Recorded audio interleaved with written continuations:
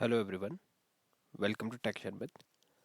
आज के सेशन में हम मेडिकल कोडिंग के रिलेटेड कुछ और प्रीफिक्स देखेंगे जो हम यूज़ करते हैं किसी भी डायरेक्शन को या फिर पोजीशन को डिनोट करने के लिए। तो जब भी आपको कोई प्रीफिक्स यूज़ करना हो या आप किसी इन प्रीफिक्स को जब किसी आप टर्मिनोलॉजी के साथ में देखोगे तो उससे क्या इंडिकेट होगा, या तो कोई डायरेक्शन या फिर उसका पोजीशन। ठीक है, तो देखते हैं आज के इस सेशन में कौन से प्रीफिक्स हम कवर करेंगे।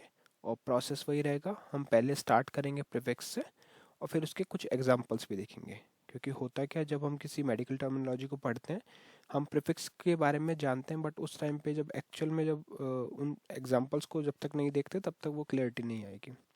तो इसीलिए एग्जाम्पल और प्रीफिक्स दोनों साथ में कवर करेंगे। तो पहला प्रीफिक्स जो है हमारे पास वो है एक्स और एक्स्ट्रा। ठीक है, ई एक्स एक्स हो सकता है या फिर एक्स्ट्रा हो सकता है। ये कब यूज़ करा जाता है, जब भी आपको किसी चीज़ को या किसी पोजीशन बियॉन्ड शो करना है ना। तो बियॉन्ड वाले केस में हम क्या यूज़ करेंगे, एक्स या फिर एक्स्ट्रा।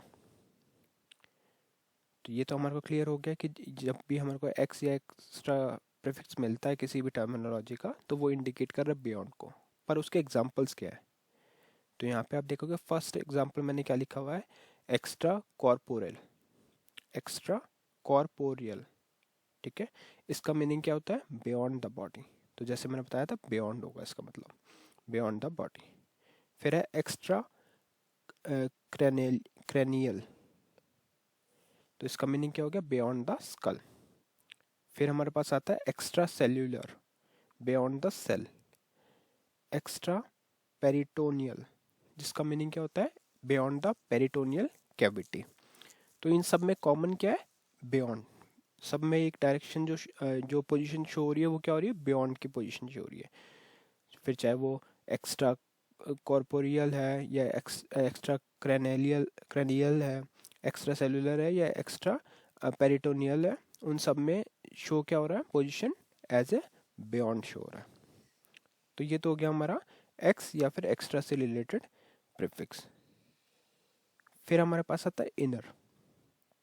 अब इनर प्रीफिक्स कब यूज़ किया जाता है, जब भी आपको किसी भी चीज़ को बिटवीन शो करना। तो बिटवीन शो करने के लिए हम क्या यूज़ करेंगे, हम यूज़ करेंगे inner inter sorry inter prefix किस लिए यूज़ होगा, बिटवीन के लिए, है ना। तो एग्जांपल देखते हैं, जैसे यहाँ पे लिखा है इंटर इंटर इंटर आर्ट्रियल। ठीक है, तो इंटर आर्ट्रियल का मीनिंग क्या हो गया, between the atria of the heart. तो जब भी किसी चीज़ को बिटवीन द हार्ट आर्ट्रिया के शो करना है तो उस केस में हम यूज़ करेंगे इंटर आर्ट्रियल। Inter arterial. वैसे ही अगर हम बात करें इंटर कॉन्ड्युलर, इंटर कॉन्ड्युलर, तो वो क्या शो करेगा, between the condyles of a bone such as femur. ठीक है, तो जब किसी कॉन्डिलाइसिस ऑफ बोन के बिटवीन हमारे को कोई चीज़ को शो करना है तो उस केस में हम यूज़ करेंगे इंटर। ठीक है, फिर आता है इंटरलोबार। इंटरलोबार क्या रिप्रेजेंट करता है, बिटवीन द लोब्स।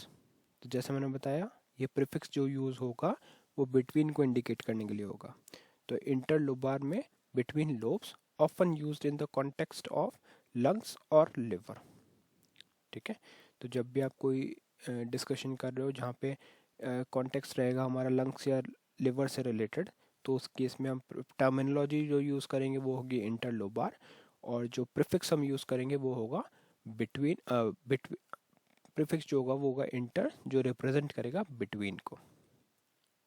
ठीक है, तो अभी तक हमने कितने देखे, तीन प्रीफिक्स, दो सेकंड प्रीफिक्स है हमारा, उसके तीन एग्जांपल कवर करिए, इंटर आर्ट्रियल, इंटर कॉन्ड्युलर और इंटर लोबार। वैसे ही हमारे पास आता है इंटरमोलार। इंटरमोलार क्या रिप्रेजेंट करता है, between molars the posterior teeth in mammals, है ना। तो जब किसी पोस्टीरियर टीथ के बारे में बात करते हैं अपन मैमल्स की, तो उस केस में जो टर्मिनोलॉजी हम यूज़ करते हैं वो होती है इंटरमोलार, और जो प्रीफिक्स हम यूज़ करते हैं वो होता है इंटर। ठीक है, तो इस जब भी अब आपको कोई भी टर्मिनोलॉजी दिखती है जहाँ पे इंटर यूज हुआ हुआ है एज ए प्रीफिक्स, तो उसका सिंपल मीनिंग ये है कि हम वहाँ पे या बात करें किसी चीज़ को शो करने के लिए बिटवीन।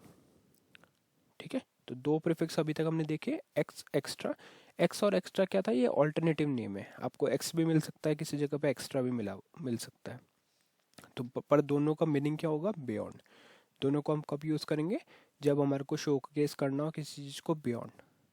ठीक है, वैसे ही फिर हमने देखा इंटर। इंटर कब यूज़ करेंगे, जब हमारे को किसी भी चीज़ को शो करना हो बिटवीन में। ठीक है, नेक्स्ट देखते हैं। नेक्स्ट है हमारे पास इंफ्रा। इंफ्रा को हम दो चीज़ों के लिए यूज़ करते हैं, जब आपको किसी, ऑल दो दोनों का मीनिंग सेम ही है, बीनीथ या बिलो, है ना, बट दोनों के साथ में आपको इसका एग्जांपल मिल सकता है सेंटेंस में, जहाँ पे कुछ टर्मिनोलॉजी में बीनीथ यूज़ होता है कीवर्ड, या कई बार बिलो यूज़ होता है, दोनों का मीनिंग सेम ही होता है। ठीक है, बीनीथ मतलब भी बिलो होता है ना।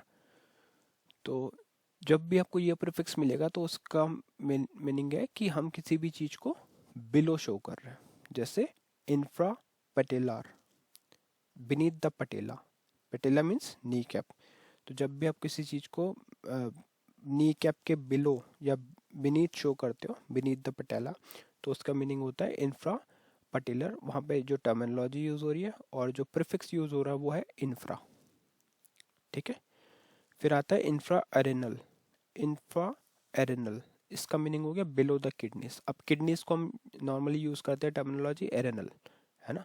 अब उसको अगर आपको बिलो बिलो शो करना है तो आप क्या करोगे, बिलो द किडनी शो करने के लिए या बीनीथ द किडनी शो करने के लिए आप यूज़ करोगे कीवर्ड या प्रीफिक्स इंफ्रा।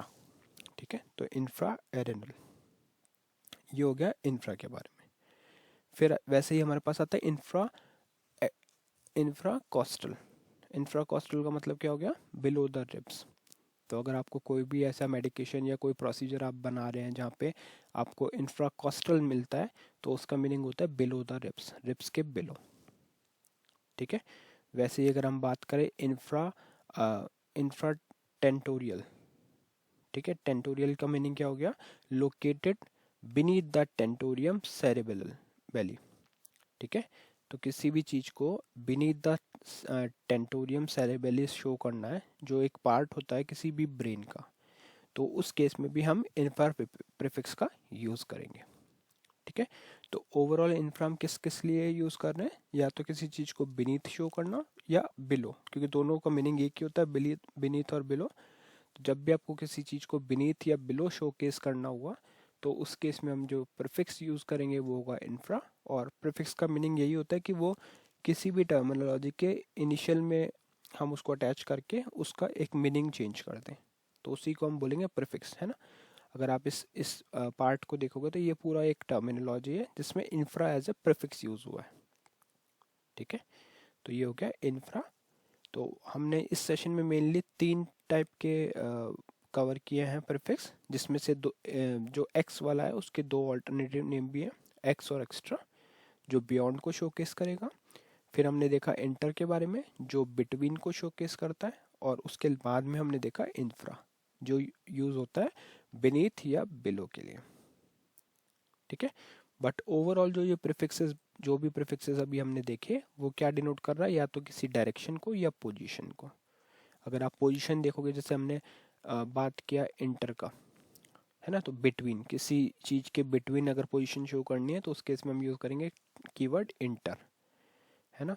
उसी तरह से अगर हम किसी भी चीज़ को बीनीथ शो कर रहे हैं तो वो हो गया इंफ्रा। इंफ्रा मतलब बीनीथ।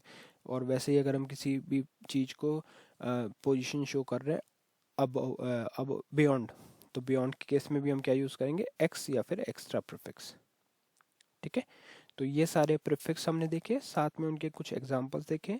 आप इन सभी एग्जांपल्स और प्रीफिक्स को नोट करके रख सकते हो, ये आपके एग्जाम्स में भी काम आएंगे। अगर आप किसी इंटरव्यू या किसी सर्टिफिकेशन कोर्स के लिए प्रिपेयर कर रहे हैं तो वहाँ पे भी आपको इन एटलीस्ट प्रीफिक्सेस का नॉलेज होना चाहिए।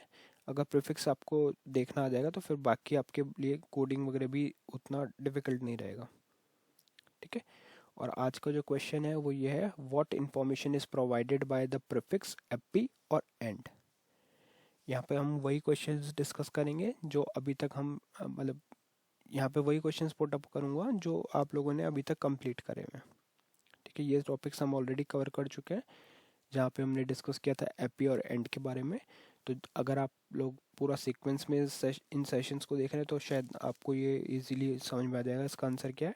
बट अगर आपको इसका आइडिया नहीं है तो आप प्रीवियस सेशन वॉक थ्रू करके इन प्रीफिक्स के बारे में भी देख सकते हो, क्योंकि अभी हम सिर्फ वही प्रीफिक्स कवर कर रहे हैं सेशंस में जो इम्पॉर्टेंट है।